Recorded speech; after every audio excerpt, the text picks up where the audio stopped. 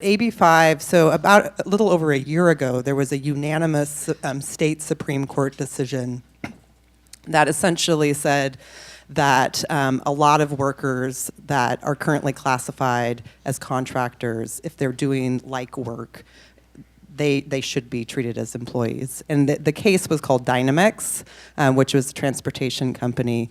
And it was one of the ones that I think, as Dane said, were a bad actor, where everybody was employees one day, and then the next day they were all independent contractors. This is certainly something that has been happening for decades.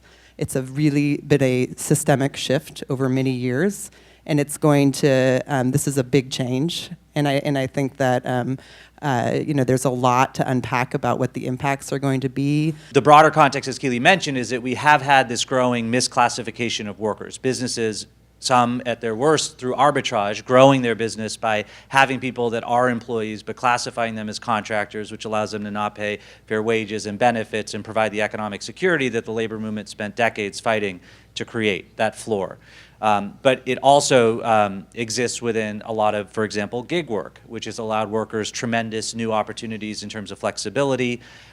You can work for an hour and then stop, and you can decide to do that in real time. You can work across different apps if you're a driver. You can't work at a Starbucks and then leave after an hour, or work at a Starbucks and then go work at Pete's and come back.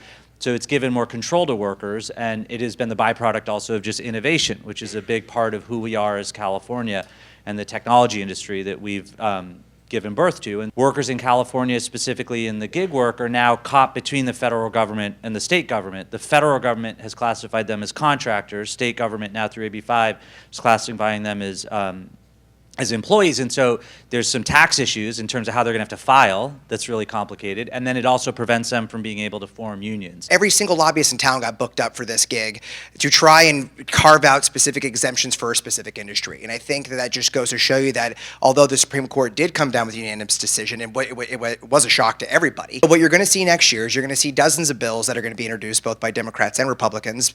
Most of them probably won't move, but it's going to be another round of who's in and who's out. And so I think the challenge from what it really put, the Supreme Court did put the state in a bind as far as, okay, what do we do with this decision? However, I do think there's a broader issue at stake that says if you're going to be able to pick winners and losers, there has to be an acknowledgement that the folks that are being subjected by this law need, whether it's delayed implementation or training or coaching, and try to find a way to comply. This bill takes effect January 1. It's not a lot of time for folks to make the necessary adjustments, and I think that's going to be one of the big challenges coming in this next year.